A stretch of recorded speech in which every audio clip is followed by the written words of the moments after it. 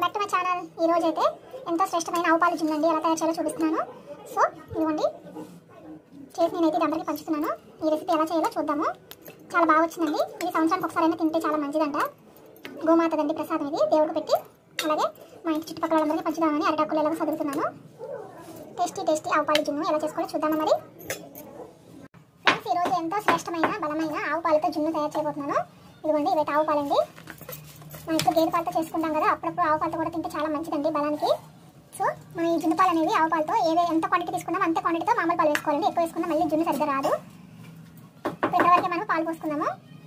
అవును ఫ్రెండ్స్, మనం ఎన్నైతే తీసుకున్నామో అన్నీ తీసుకోవాలన్నమాట. పాలు ఇవి కూడా దీంట్లో వేసేసుకున్నాము.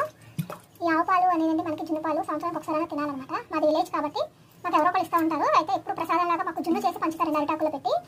కానీ మాకు ఈసారి పాలు ఇచ్చారు, అందుకని మీకు చేసి చూపిస్తున్నాను అనమాట జున్ను. ఇది ఒకసారి కలుపుకోనండి. మనకి ఆవు పాలకి మామూలు గేదె పాలకి తేడా తెలుస్తుందండి. ఇవి ఎల్లో కలర్లో ఉంటాయి, చూసారు కదా. చాలా మంచిదండి ఆరోగ్యానికి ఇది. ఇప్పుడు యాలక్కాయ పౌడర్ అండి. ఒక 2 యాలక్కాయలు తీసుకున్నాను నేను. చక్క మెత్తగా పౌడర్ చేసుకొని వేసుకోవాలి. అలాగే మిరియాలండి, దంచుకొని వేసుకోవచ్చు. పౌడర్ ఉంది కాబట్టి నేను పౌడర్ వేసుకుంటున్నాను. ఇది కూడా కొంచెం వేసుకున్నాము. అలాగే దంచుకున్న బెల్లం అండి, ఇది కూడా వేసుకొని ఒక 10 నిమిషాల నుంచి చక్క బెల్లం మొత్తం కరిగిపోతుంది.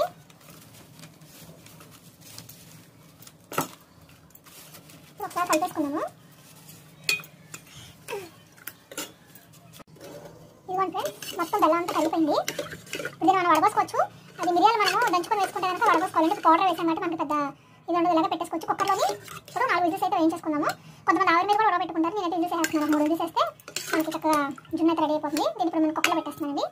ఇది నేను తింటమే కాకుండా అందరికీ కూడా పంచుతానండి. చాలా మంచిది కూడా ఇది. కొంచెం పంచుతాను అందరికీ కూడా దేవుడి దగ్గర పెట్టి. సో దీన్ని ఇప్పుడు మనం కుక్కర్లో పెట్టేసుకుందాం.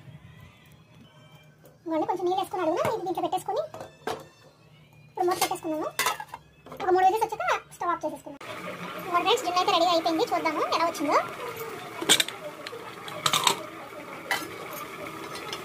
చాలా బాగా వచ్చింది.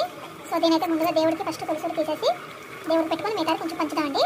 సో మీకు వీడియో నచ్చితే లైక్ చేయండి, షేర్ చేయండి, సబ్స్క్రైబ్ చేసుకోవాలి మర్చిపోదు ఫ్రెండ్స్. బాయ్.